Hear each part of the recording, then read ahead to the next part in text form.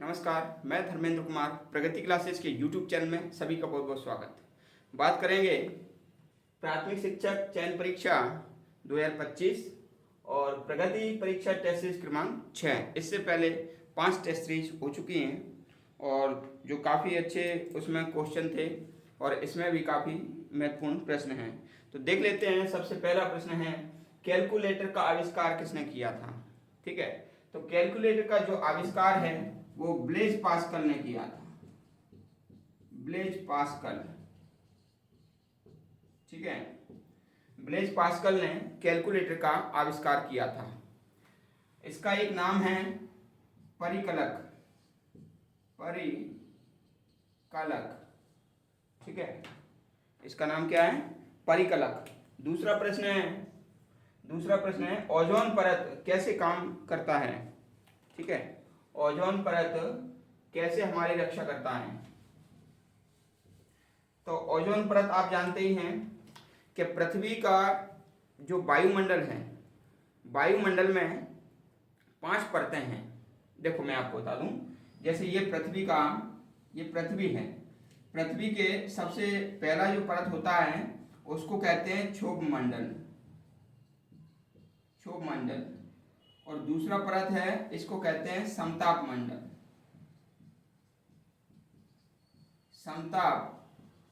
मंडल। तीसरा है ये है मध्य मंडल, और चौथा है आयन मंडल,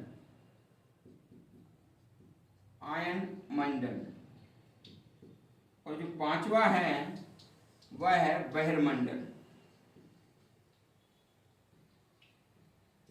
ठीक है, तो जो पृथ्वी का जो वायुमंडल है वो इन 5 परतों में क्या है? बटा हुआ है। और इसमें से जो समताप मंडल है, दूसरा समताप मंडल है, उसके जो ऊपरी भाग, इसके ऊपरी भाग में पाया जाता है ओजोन मंडल।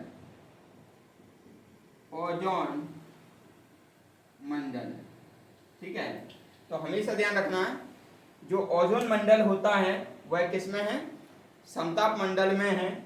और ये क्या करता है? जो सूर्य से आने वाली घातक पराबैंगनी किरणें होती हैं उन किरणों को ये अवशोषित कर लेता है। और यहाँ पर जब ये अवशोषित कर लेगा तो यहाँ पर जब धरातल पर मानव या जंतु हैं तो उनको क्या है? त्वचा कैंसर होने से ये बचा लेता है। ठीक है, तो जो ओजोन परत है इस प्रकार से हमारी ये रक्षा करता है। ये क्षोभ मंडल है। क्षोभ मंडल 8 किलोमीटर तक होता है। इसमें आंधी, तूफान, वर्षा, ओले और सभी मौसमी घटनाएं इसमें होती हैं। इसमें कौन कौन सी होती हैं? आंधी, तूफान, ओलावृष्टि, चक्रवात, बरसात, ये सब किसमें होती हैं? क्षोभ मंडल में। और समताप मंडल में क्या होता है? हवाई जहाज उड़ते हैं। समताप मंडल में हवाई जहाज उड़ते हैं। ठीक है, ओजोन मंडल इसी में रहता है। समताप मंडल में ये पराबैंगनी किरणों को रोकने का और अवशोषण का कार्य करता है। मध्य मंडल के बाद जो आयन मंडल है, मध्य मंडल में क्या है? टेम्परेचर से संबंधित है, तापमान यहाँ पर एक सा रहता है, यहाँ पर घट जाता है। और जो आयन मंडल है, आयन मंडल में क्या होता है? जो अपन टेलीफोन है, टेलीविजन है, मोबाइल है, सैटेलाइट है, ये सब आयन मंडल से चलते हैं। यदि पृथ्वी पर वायुमंडल में यदि आयन मंडल नहीं होता तो फिर संचार सुविधा उपलब्ध नहीं हो पाती। ठीक है, और जो बहिर्मंडल है, जब हम कोई वस्तु पृथ्वी से इतनी तेजी से फेंकें कि 11.2 किलोमीटर प्रति सेकंड, तो फिर वो बहिर्मंडल को पार कर जाएगा और वो अंतरिक्ष में चला जाएगा और फिर वो वापस नहीं आएगा। इसको कहते हैं पलायन वेग। ठीक है, तो एक क्वेश्चन आता है कि पलायन वेग किसे कहते हैं? जब कोई वस्तु 11.2 किलोमीटर प्रति सेकंड के हिसाब से फेंकी जाती है तो वह पृथ्वी पर वापस नहीं आती है, तो इस क्रिया को क्या कहते हैं? पलायन वेग कहते हैं। सभी रॉकेट, उपग्रह इसी गति से ऊपर भेजे जाते हैं अंतरिक्ष पर। ठीक है, तो ये दूसरा क्वेश्चन आपको समझ में आया होगा। ठीक है, इसको काफी विस्तार से मैंने बताया है।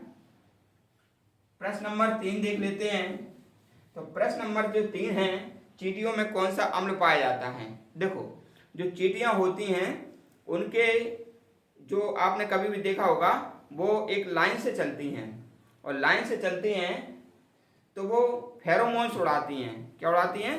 फेरोमोन्स। तो एक क्वेश्चन आता है कि चींटियां लाइन में क्यों चलती हैं। तो चींटियां लाइन में चलती हैं फेरोमोन्स के कारण। वो उड़ाती जाती हैं, दूसरी चींटी उसको स्मेल करके उसके पीछे पीछे चलती है। लेकिन जब चींटी के जो डंक होता है उसमें फॉर्मिक अम्ल होता है। कौन सा अम्ल होता है? फॉर्मिक अम्ल। तो एक क्वेश्चन ये अपना है, चींटियों में कौन सा अम्ल पाया जाता है? तो फॉर्मिक अम्ल पाया जाता है उसमें, ठीक है। लेकिन ये फॉर्मिक अम्ल जब मान लीजिए किसी व्यक्ति को काटती है चींटी, तो मेथेनोइक अम्ल के कारण क्या है, उसमें दर्द होता है। मेथेनोइक अम्ल के कारण उसमें दर्द होता है। तो ये ध्यान रख लेना, फॉर्मिक अम्ल पाया जाता है चींटियों में। लेकिन चींटियां लाइन से चलती हैं फेरोमोन्स के कारण। अगला प्रश्न है, मानव शरीर के किस अंग में यूरिया का संश्लेषण होता है। तो मानव शरीर का एकमात्र अंग है यकृत, जिसमें यूरिया का संश्लेषण होता है। और ये यूरिया जो होता है ये किडनी के द्वारा शरीर से बाहर फिर निकाल दिया जाता है। किडनी के द्वारा ये परिशोधन इसका होता है, परिशोधन, और फिर यूरेटर में जाके बाहर निकल जाता है। तो कहने का मतलब है यूरिया का जो सूत्र है NH2CO और NH2, ये यूरिया का सूत्र है, लिख लो। और प्रयोगशाला में बनाए जाने वाला पहला कार्बनिक यौगिक है। प्रयोगशाला में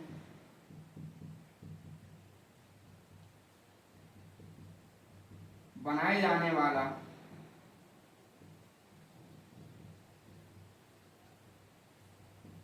पहला कार्बनिक यौगिक है ये। प्रयोगशाला में बनाए जाने वाला पहला कार्बनिक यौगिक है ये, ठीक है। यूरिया का सूत्र याद रख लेना, यूरिया पहला कार्बनिक यौगिक है जो मानव द्वारा प्रयोगशाला में बनाया गया था।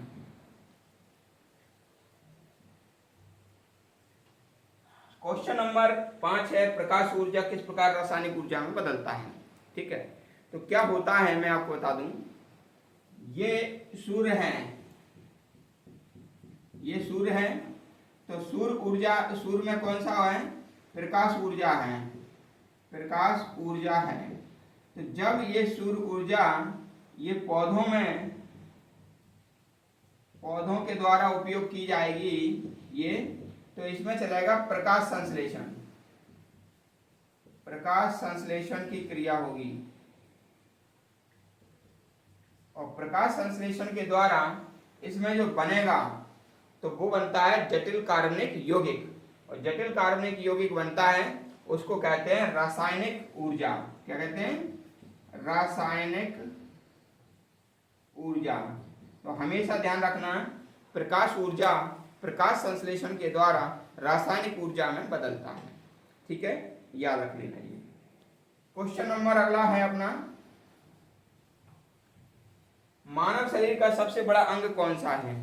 तो मानव शरीर का सबसे बड़ा अंग है त्वचा। सबसे बड़ा अंग त्वचा है। लेकिन यदि आंतरिक अंग पूछें, आंतरिक अंग तो अपना त्वचा हो गया सबसे बड़ा। आंतरिक अंग पूछें तो यकृत लगा देना। ग्रंथि पूछें तब भी क्या लगाना? यकृत लगाना, ठीक है।